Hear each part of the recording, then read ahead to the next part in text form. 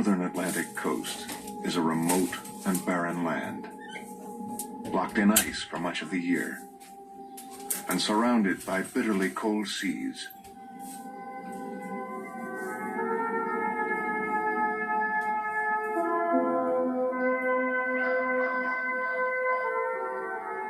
It is almost unimaginable that ancient peoples could have survived in this desolate region. But a series of archaeological discoveries in the United States and Canada has uncovered startling new evidence that a previously unknown culture, more advanced than anyone had believed possible, flourished here near the edge of the Arctic Circle many thousands of years ago. The discovery of this early civilization is changing our vision of ancient North America and challenging long-held assumptions about the development of Native American culture.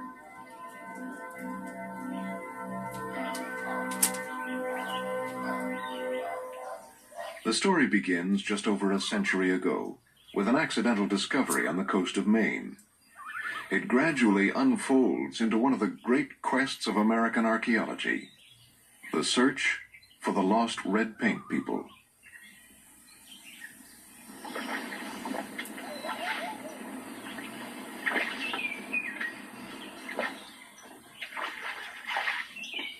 In 1882, Augustus Hamlin, the mayor of Bangor, Maine, was guided to a region near the mouth of the Penobscot River by Foster Soper, a local farmer.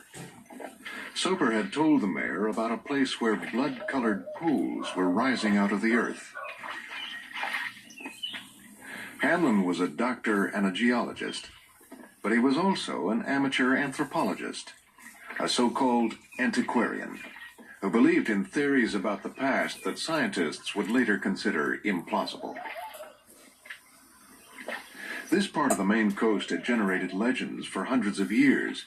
As far back as the 16th century, European explorers had recorded an Indian myth about a fabled place called Norumbega, which they interpreted to be a city overflowing with riches.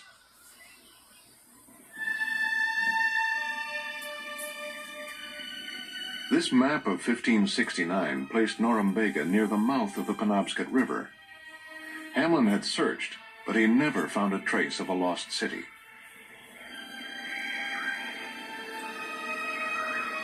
He did find accounts of unexplained stone ruins discovered by the settlers who first cleared the dense forest along the Penobscot River. Like other antiquarians of his time, Hamlin believed that these were the ruins of structures built by Europeans who arrived in the New World before Columbus. He suggested that they might be the remains of Vinland, the lost colony of the Vikings. Let's get a turn here right there. That did look like a little head.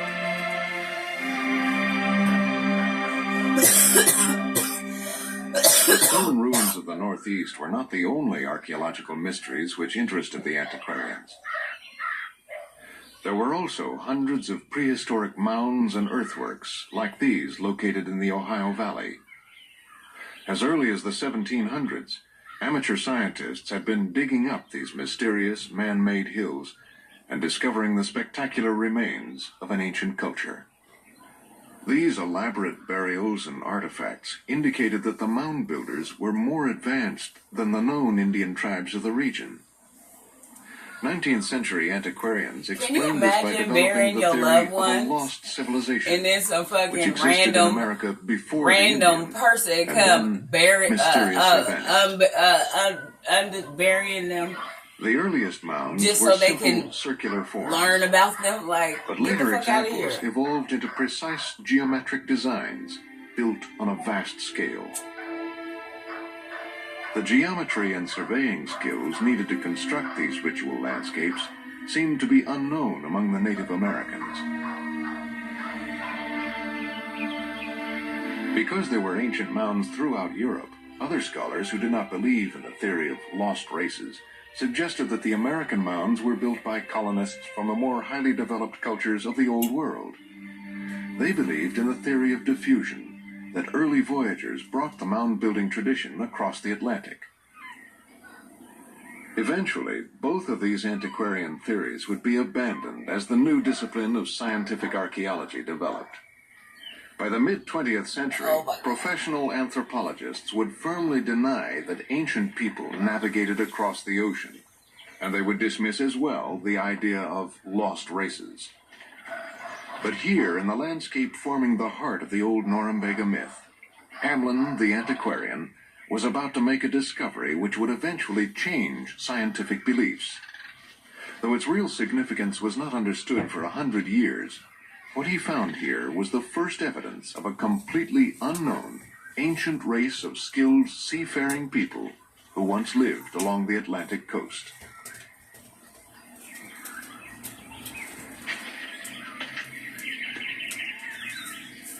As a geologist, Hamlin realized he was looking at a high grade of red ochre, iron oxide. The ochre had been turned up by the plow, and the red pools were formed when it mixed with a night rain. Buried in the ochre, Hamlin found artifacts made of polished stone. He knew that Native American peoples used red ochre for war paint and for their rituals.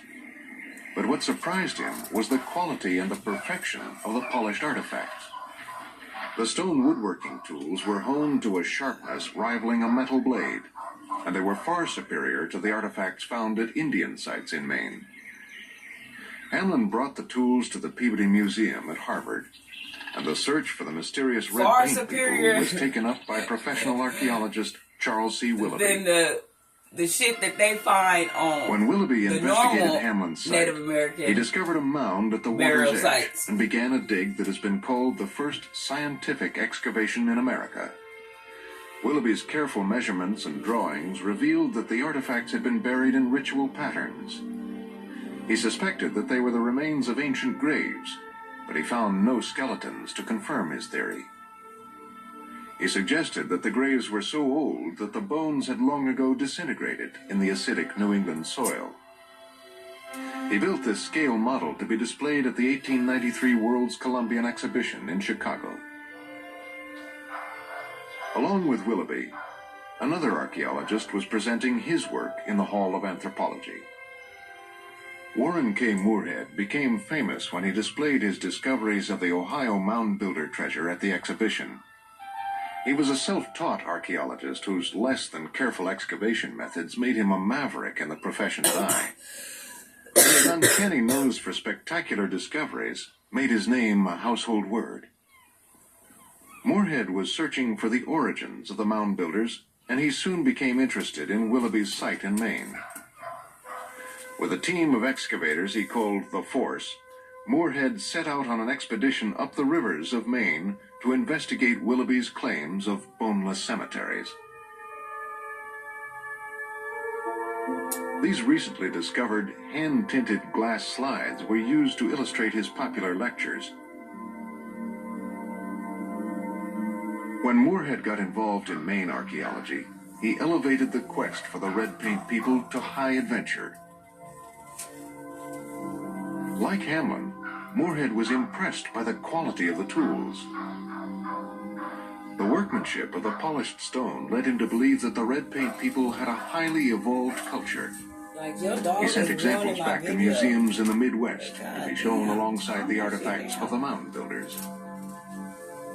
By the turn of the century, he had excavated several mounds and ritual sites, both in the hills and along the coast of Maine.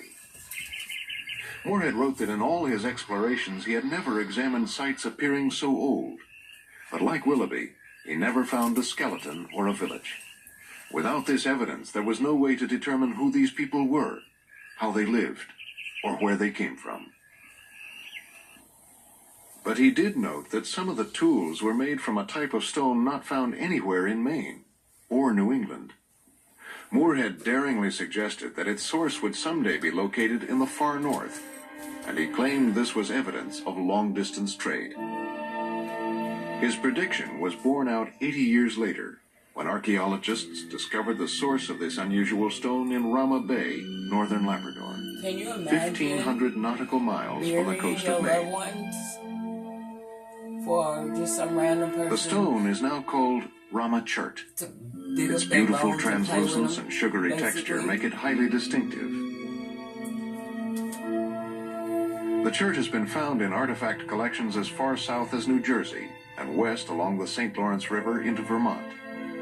The Rama Bay Quarry was the only place in the world where this type of chert could be found, confirming Moorhead's idea of a link between the red paints and the far north. At the time, Moorhead's academic colleagues considered his claims to be too sensational. Some simply dismissed the idea of an advanced prehistoric culture, and others thought that the red paints actually might have been a group of marauding Eskimo from the north. Eventually, Moorhead's career was destroyed.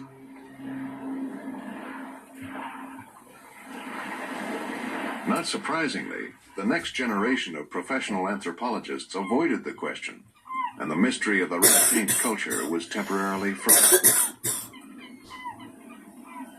It was not until the 1930s that another major discovery occurred in Maine.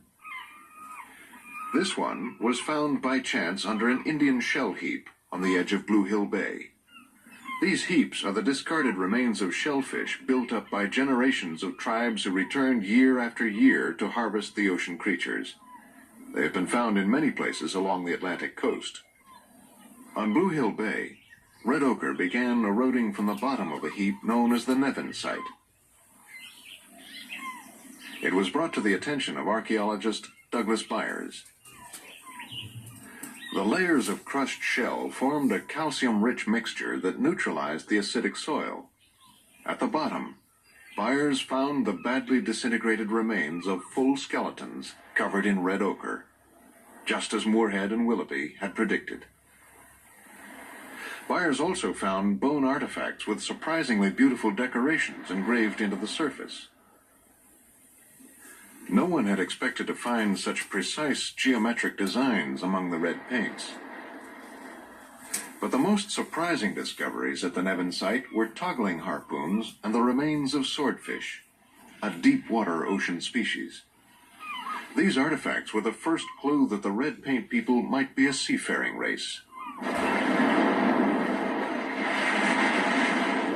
At the time, most of American anthropology resisted this idea. There seemed to be no historical evidence for ocean navigation among the Indians. But then, the next major red paint discovery in Maine occurred on a remote island in Penobscot Bay. In the late 1960s, Dr. Bruce Bork of the Maine State Museum investigated a shell heap on North Haven Island. Near the bottom, he found the remains of a red paint fishing station. Well, 10 years ago, we didn't really understand much about the lifestyle of the people who left 10 these years ago, cemeteries. y'all niggas was simple as motherfucker because then in 1971, y'all didn't think that people began was excavations at the traveling Turner Farm on site ships. and got down near the bottom you're of this deep fucking- shell heap to a series of strata that related to a village of what I call the Moorhead phase, people who left these cemeteries. Dr. Bork and his crew had a tool which had been unavailable to early archaeologists. They used radiocarbon dating to determine that the red paint occupation of the island occurred over 4,000 years ago. This surprisingly early date indicated that the red paint culture predated the mound builder civilizations of the Midwest by more than 2,000 years. And we were surprised to find that most of the bone, or a great deal of the bone, related to maritime activity. Specifically, codfish was very abundant, and very surprisingly, swordfish was tremendously abundant. Now, both these animals, swordfish and codfish, are deep water animals. The people of the Moorhead phase were very skilled at going out and traveling the several miles necessary to get to the ideal hunting and fishing places for these two species. The gouges, which are so prominent in the red paint graves, suggest to us great skill at working wood. And when you combine the evidence we have here for dependence on deep water marine species with the apparent importance or skill in woodworking, the sense then is that these people were maritime hunters who made very competent seacraft. The boats that these people used were seaworthy, they were rugged, probably large dugout canoes, perhaps not too different from those we know from the northwest coast during the historic period. The sea peoples of the Pacific Northwest have recently become a model to help anthropologists visualize the way of life of the red paint people. This rare footage of Northwest Coast Indians was produced at the turn of the century by photographer Edward Curtis.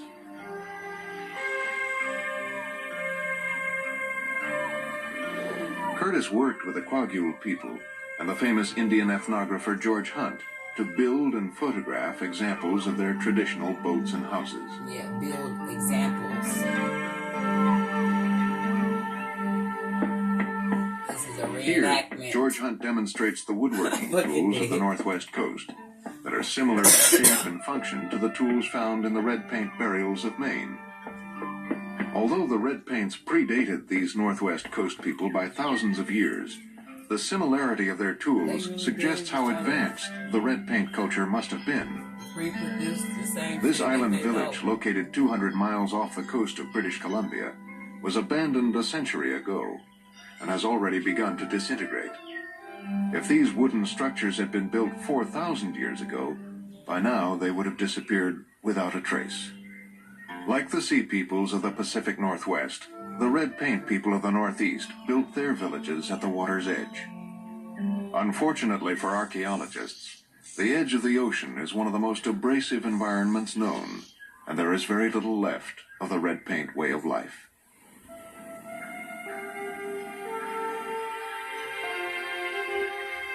At the same time as Dr. Bork's work in Maine, there was an accidental discovery at the edge of an island in the Canadian Maritimes. Port au Choix is a fishing community in northwestern Newfoundland. In 1968, construction began for a new movie theater on the outskirts of town. A bulldozer cut through a patch of red ochre, and the work was stopped as Dr. James Tuck from Memorial University in St. John's was called in. I came up to see what had been found. It was something that we'd been looking for a long time, because it's apparently the remains of a burial cult that we're interested in.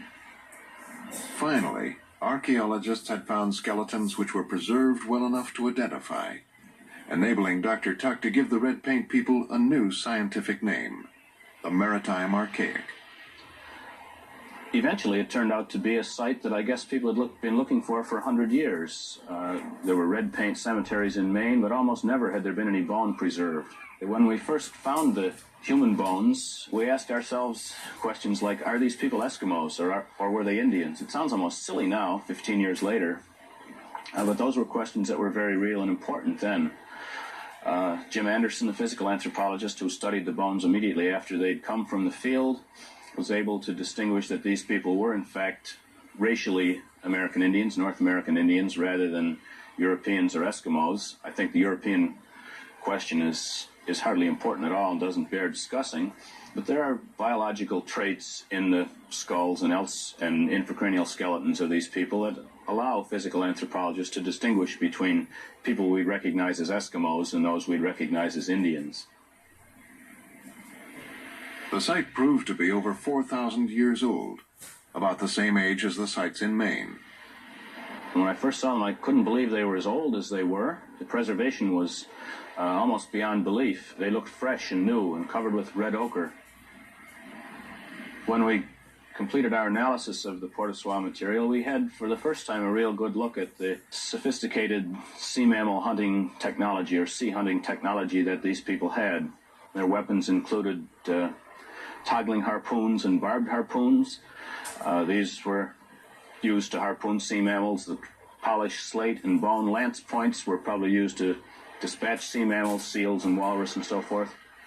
There were specialized fish spears, things called lysters, and a very sophisticated and well-developed technology for exploiting the resources of the Gulf of St. Lawrence. I think that the analogy is probably pretty good between East and West. They certainly had a boating technology, of which we know a great deal on the West Coast, but very little here because of preservation. You get the impression, though, from looking at the collections from both areas, that British Columbia material is much more rich, say, in terms of wood technology. I'll bet, though, if you found the Maritime Archaic site with the same kind of preservation as you find in British Columbia, really be a surprise, knock your socks off, some of the stuff they had. If the Native American cultures of the Northwest Coast are any guide, the spiritual beliefs of the maritime archaic were shaped by powerful forces in the natural environment. Anthropologists use the term shamanism to describe the religion of hunting cultures around the northern globe. Shamanism is not so much a formalized religion, but a way of relating to the spirits of nature. To the shaman, each particular object, animal, and place has a spiritual identity, and the shaman communicates with these forces through a state of trance, often experienced alone in the wilderness. This altered state of consciousness is brought on by starvation, physical exertion, or psychoactive substances. The ritual is often accompanied by drumming, chanting, and dancing. The shaman gains intuition and uses it to guide the community, curing illness and ensuring success in hunting and war. These spiritual techniques have existed for thousands of years and have been documented into modern times. This 16th century European print of a sorcerer in a trance was one of the first visual records of native life on the Atlantic coast.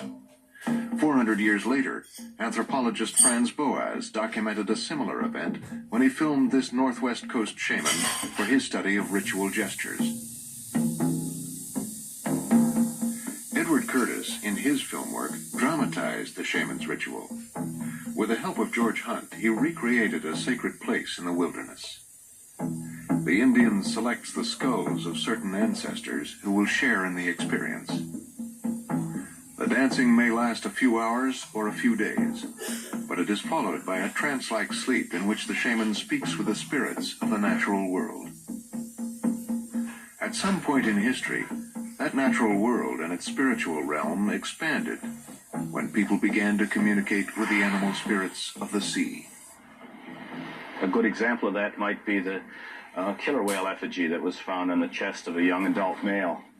It's probably speculation, but we know that other sea mammal hunters have had killer whale cults. Why not the people at Port au Soir? Communication with the spirits of the sea was a major step for these ancient cultures which had been dominated by land spirits for countless millennia. The recognition of these new and powerful spiritual forces released people from their bondage to the land and opened up a wider world of maritime travel and trade. For these traditional cultures, we can imagine that navigation was a ritual where the shaman pilot consulted the winds, the waves, the animals, and the stars. Along with the whales, several artifacts from the burials at Port au Choix indicate that water birds were also important to the maritime archaic. The birds' habits and migration patterns would have been especially important for piloting and navigation. The image of the water bird, here carved on a comb, was a common motif. Dr. Tuck also found burials covered with the beaks of a species known as the great auk. These flightless, penguin-like birds once traveled in huge flocks which swam across the ocean from their home in Iceland to the shores of North America. They spread out in a mass which extended for miles across the surface of the ocean as they moved slowly along their migration route from Labrador to the Carolinas. The species was so easy for sailors to hunt that it became extinct in 1844. Perhaps by following the slow-moving auks, the maritime archaic first explored the remote shores of northern Labrador.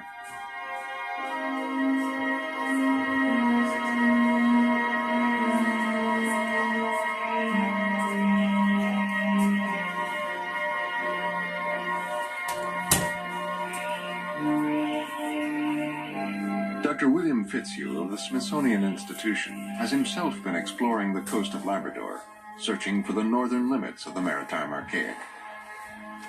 If remains of the red paint people could be found here, it would confirm that the maritime archaic were skilled, long-distance navigators.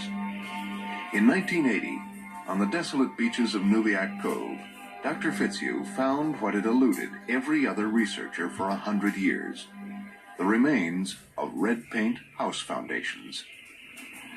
Nuliak is the largest settlement location that we have found, and I expect it's very near the northern limit of this culture. The reason that they were able to live so far north in an area that's pretty harsh with very rigorous winters and ice cover on the sea for 8 months of the year at least is because of a very intensive maritime adaptation. It's a type of adaptation which probably extended with variations into New England, but yet there was a homogeneity to the style of life, a kind of a similarity certainly in the ceremonial cultures, to some extent in artifact forms, which bound this entire area of the Northeast, all the way from north of the forest fringe down into the temperate zones. And it's been a puzzle for archaeologists because they could not understand the complexity of burial ceremonialism, the rather elaborate artifact types, in terms of a typical northern Indian way of life, something characterized by Algonquin culture, by Montagnais, Naskapi Indians, and the Indians we know ethnographically from this area, who traveled in small bands, who hunted caribou, but never got into this intense kind of life which we see indicated by the Maritime Archaic.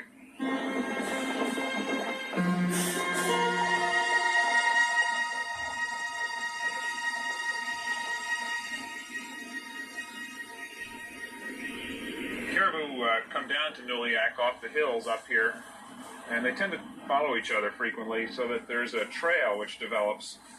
You can see beaten into the ground here, and these things will last for a long, long time. You'll get projectile points primarily, and broken frequently. In this case here, we found one that's right in the Caribou Trail just as it's dropped. For 4,000 years it's been right there. And I don't know how many caribou have ever stepped on that, but certainly more than one. The Smithsonian crew began by excavating a small stone mound, which was the first clue that the red paint people had occupied the site. The whole floor is just covered in red ochre. Generally it's found right at the bottom of the deposit, but probably extends up out of the pit over here a ways. The archaeological team set up their camp below the beach terrace where the Maritime Archaic had once lived. The ancient settlement was preserved because geological forces raised the beach away from the ocean's erosive edge thousands of years ago. When the melting glacier receded from the ocean at the end of the last ice age, perhaps 10,000 years ago, a river channel was formed. Relieved from the great weight of the ice, the landmass rose out of the sea and a beach developed at the mouth of the channel. At some point after the Maritime Archaic first settled on the beach, continued geological uplift raised the terrace above sea level, and the channel was blocked, forming a pond. Scientists now had their first chance to see how the Maritime Archaic lived. Before the discovery at Nuliak, practically everything known about the red paint culture had been learned from their burials of the dead. The first place where people could live was up on this side of the pond, where the raised beaches come down from the hillside to the level of the pond. When we first visited the site, I was attracted by a number of boulder lines, features in the earth, which can be seen here. There are roughly two parallel raised ridges of beach stones, about 2 meters apart, stretching away from us. And they seem to be unnatural, not the normal kind of geological features which would form as a beach ridge. And when we started looking at these things, we began finding evidence of human activity throughout the interior of these two boulder lines, and such things as flakes of Rammet chert, pieces of slate with a bulb of percussion where they've been snapped off the original block, fragments of artifacts like the stem from a Maritime Archaic stem point. And one of the problems we have is the shape and size of this particular feature. Now, the probability is that these raised ridges isolate living areas within this house. We can see as we come down the inside of the structure, ridges here, here, and two more till we get to the end. The Smithsonian crew found the remains of 26 multi-roomed structures, some measuring 90 meters in length. The radiocarbon dates indicate that over 4,000 years ago, large groups of people were living in well-organized communities here at the edge of the Arctic. Along the front of the ancient beach terrace, the Smithsonian crew also began to excavate a foundation that was near a mysterious upright stone.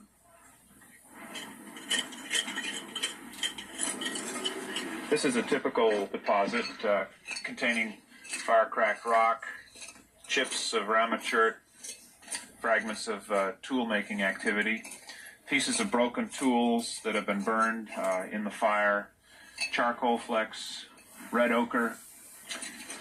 This whole arrangement of artifacts is a little interesting because of this big stone here, which may have been a structural feature of the house or a seat or have served some other purpose. But it is interesting that the material is distributed in a cluster around this large rock. Like the small standing stone Dr. Fitzhugh found on the beach at Nuliak, there are other stone monuments in Labrador that also remain an archaeological mystery. Found primarily along the coast, these stone pinnacles may have had both a spiritual and a practical purpose.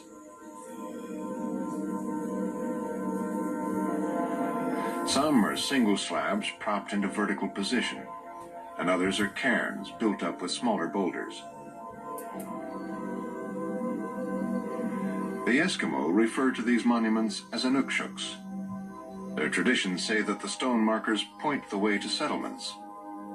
Boat pilots can navigate along the coast by using a simple technique of alignments and angles to identify their positions offshore.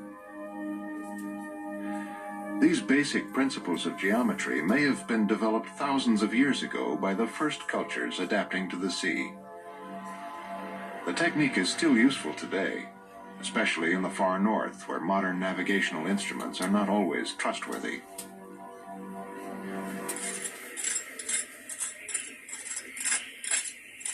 Here we have a grinding slab of some sort, probably for polishing ground slate axes and gouges. Implements such as stemmed projectile points and knives. They had a whole variety of stem points, from large to small, perhaps some for hunting birds, others for sea mammals. And in addition, a very distinctive artifact, soapstone plummets, which are found in large numbers in southern Labrador maritime archaic sites and seem to be restricted to the 4,000-year-old time period. Plummets have often been found in red paint burials, and they were probably used as fishing weights. But the smallest examples are often beautifully crafted, sometimes decorated, and may have been used for other purposes. This engraved pendant from Nuliak is a rare discovery. The complex geometric design, along with other markings, indicate a high level of intellectual development among the maritime archaic over 4,000 years ago.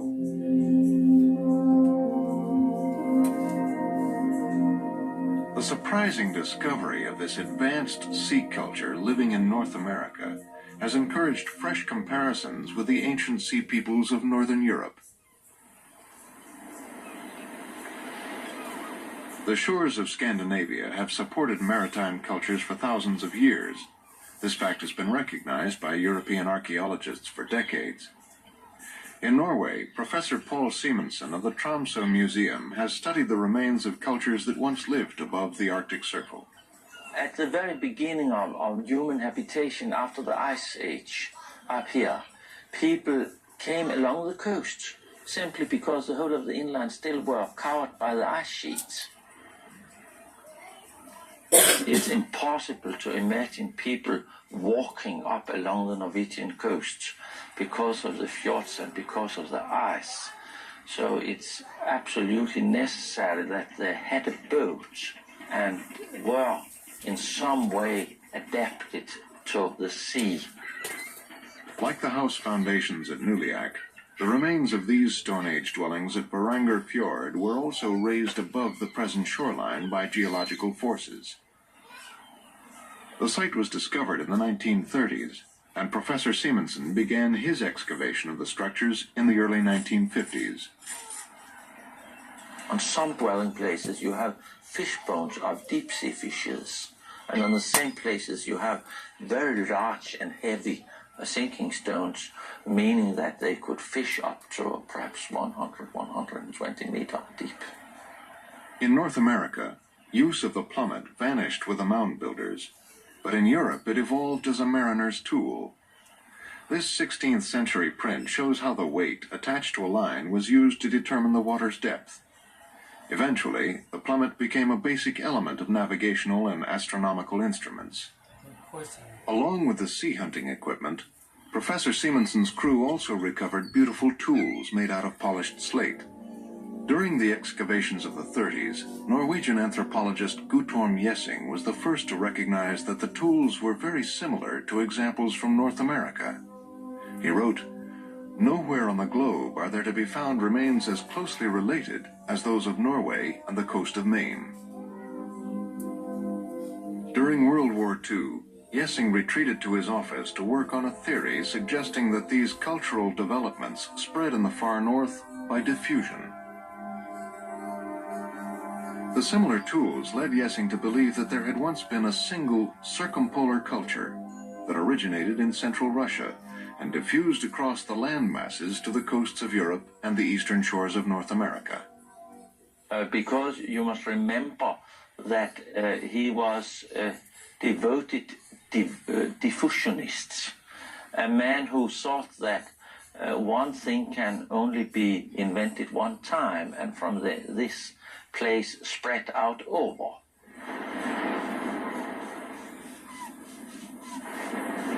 If people living one in New England and the other in Norway made two things quite alike, we are inclined to say they had invented them independent. But if people are living very near each other and then are making things quite alike, we say that one must have learned it from the other. But we don't know for sure. More important than tools, Jessing identified what he believed to be deeper connections between the spiritual beliefs in both hemispheres. For example, this engraved bone from Norway has a geometric design created by mapping out an alignment of dots and then connecting them to form a straight line. This same technique of aligned dots was also used to engrave the decorations on the bone daggers found at the Nevin site on the coast of Maine. These traits, which are very, very alike, are not only traits for practical purpose. They are ornamentation, they are patterns, they are spiritual things. Along with the artwork, Jessing carefully studied the spiritual traditions of northern cultures.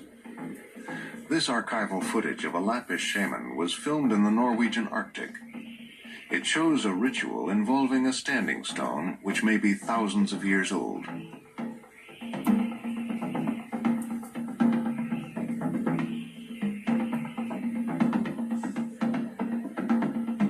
Jessing understood that similar tool shapes might be coincidence, but he believed the deep-rooted shamanistic traditions, so similar around the globe, could only have been the result of diffusion.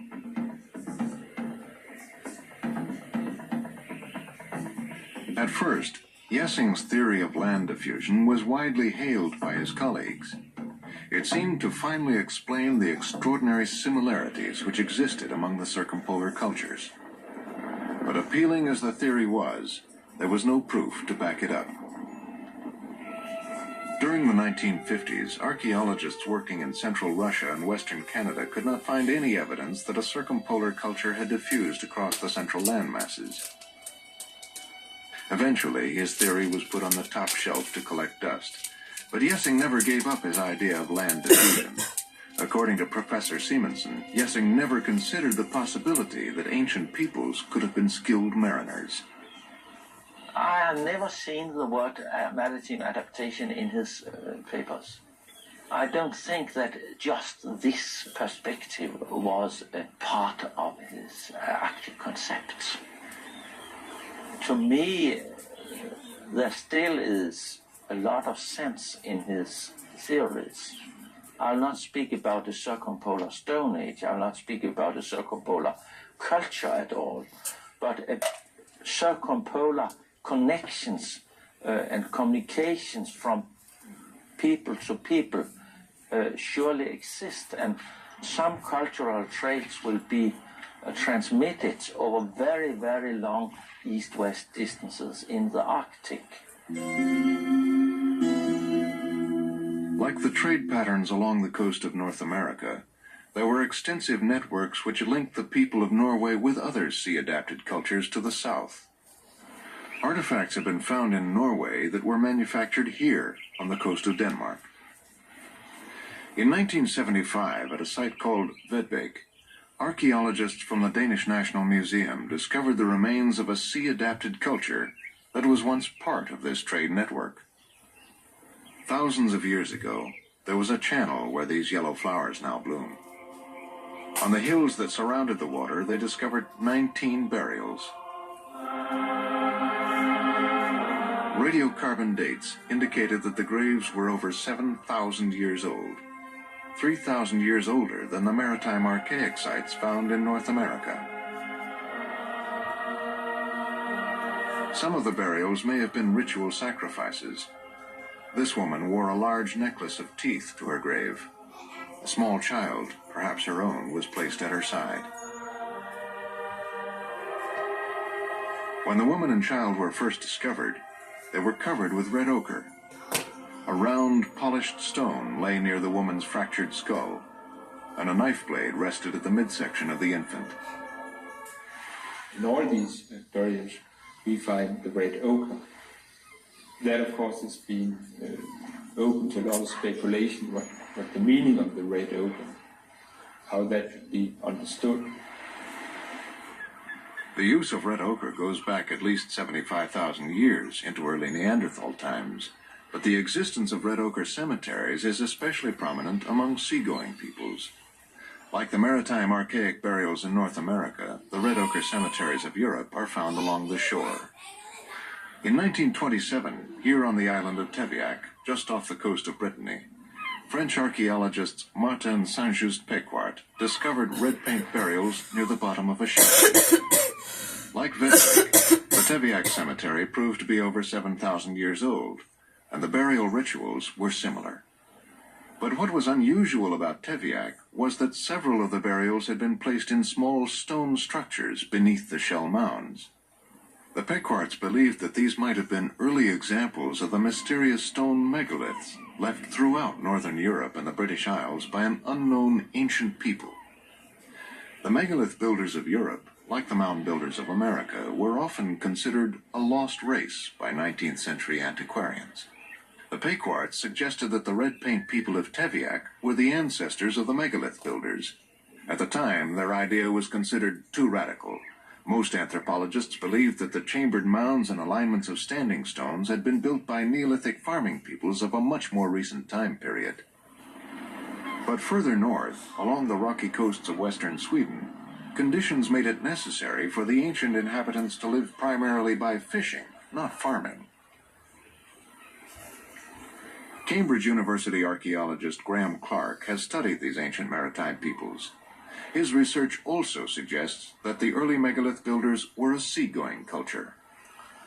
And it's interesting that among quite a number of maritime sedentary dwellers, we find the appearance of quite elaborate tombs, something which until recently we'd always thought of as being a special feature of Neolithic man, Neolithic and later societies.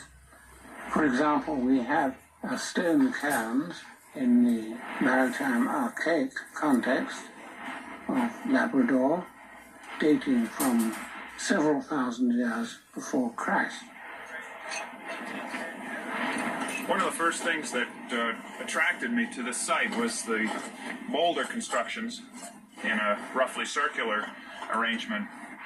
This was suspected as a burial, and we've now opened up the center of the burial feature revealing a pit about 2 meters in diameter, filled with dark humus-stained earth, flakes of ramachurt, bits of mica, and other signs of cultural activity. And this ochre stain, a little bit of ochre stain down here. You can begin to get down onto the bottom. So I suspect maybe when we get down below this layer of slabs, we might come down on top of the feature. Have there been any flakes or charcoals, flakes or anything like that? There's flakes mixed in the burial fill, but no charcoal. So how much deeper? Good luck, boy. I don't know. And over here, on the east side of the mound, there is a crypt of some sort, a chamber built out of stones in a rather unusual way for maritime archaic culture. We've never seen anything like this before. It is very unusual in this lintel stone on top of these carefully chosen flat rocks. And of course, it's an interesting fact that if you plot the distribution of megalithic tombs on a map, you will find a large proportion of them on or very close to the coast. This, in the past, was interpreted in terms of diffusion, but it is equally possible that such megalithic structures were built by people whose economy was based fundamentally on fishing, not on farming. Just as antiquarians once believed that the stone ruins in America came from the Old World, anthropologists also once believed that the megalithic tradition in Europe spread by diffusion from the Middle East. For antiquarians and scientists alike, the stone ruins along the Atlantic coast have remained a provocative problem in human prehistory. But Professor Clark's work suggests that a new understanding of these early maritime cultures may offer answers in the future. Over 7,000 years ago, these early seagoing people may have been the first highly evolved civilization to inhabit the European coast. Across the Atlantic, where the awareness of an ancient maritime culture along the northeast coast is a brand new idea, the phenomenon of the red paint people may also help to explain the antiquarian mysteries of the New World. As researchers discover more about the maritime archaic, they are beginning to realize that these early sea peoples may have left a legacy with far-ranging effects on the development of Indian cultures in the Northeast. Scientists are unsure of where the maritime archaic tradition began, but the earliest evidence has been found here on the coast of Labrador. When the French fishermen settled here in the 17th century, they named this bay L'Anse-Morte, the Bay of Death. The name gradually changed to L'Anse-Amour, the Bay of Love. Ironically, the primary attraction of L'Anse-Amour today is this burial mound. Excavated by Dr. James Tuck and Professor Robert McGee, the site proved to be one of the most important maritime archaic discoveries in North America. When we first came, we saw only a corner of it that had been exposed by this road construction and subsequent erosion. We excavated the mound in quadrants, and near the center there was a rectangular stone cyst made of upright stones. We were a little disappointed because there was no skeleton nor any artifacts in there, a little bit of red ochre. But when we dug below the cyst, just to make sure there was nothing there, we were really surprised to find the skeleton of a child about 12 or 13 years old, buried face down, head to the west. We don't know if it was a male or female because it was too young to be able to tell. It's an unusual burial, especially for so much time and effort and expense to have been lavished on a young child. It might be that these are not quite so much, or not entirely, for the disposal of the dead, but represent as well renewal rights for the community, holding the community together.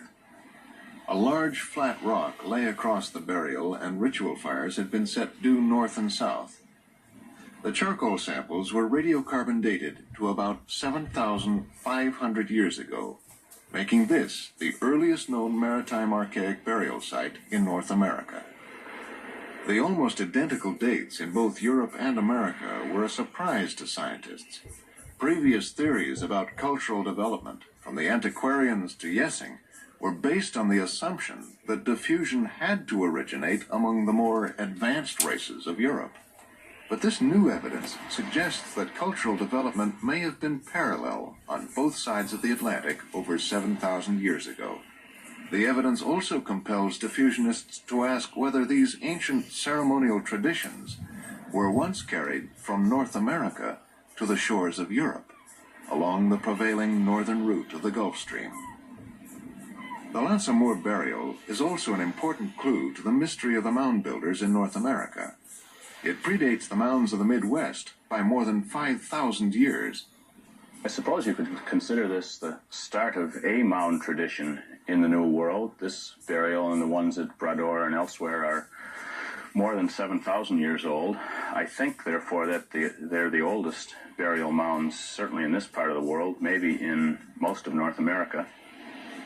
The artifacts themselves included a toggling harpoon of a design we've never seen before or since, and since it's 7,500 years old, it's, if not the oldest, one of the oldest toggling harpoons that's ever been found.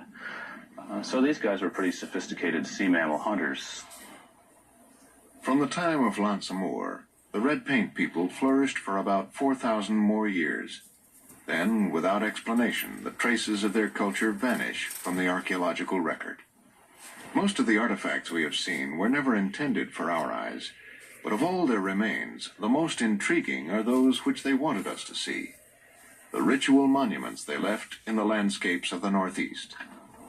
Dr. Fitzhugh believes that these ancient people, the first to live on these subarctic coasts, have left us a glimpse of an early ritual tradition as it appeared in the New World.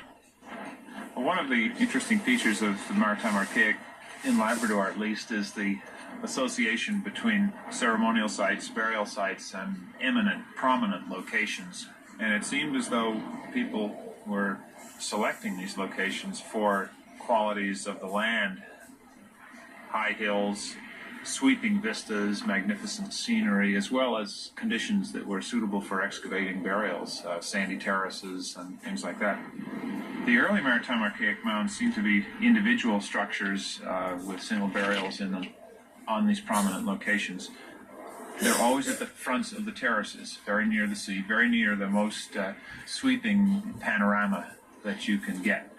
The Ballybrack situation is probably the most dramatic I've seen, but we have located maybe 10 or 12 Maritime Archaic burial areas, and all of them have these characteristics. They're not putting the ceremonial sites back in under the hills, hiding them away. It's as though the individual is buried, wanted to be placed in such a position so that he could see out across the sea.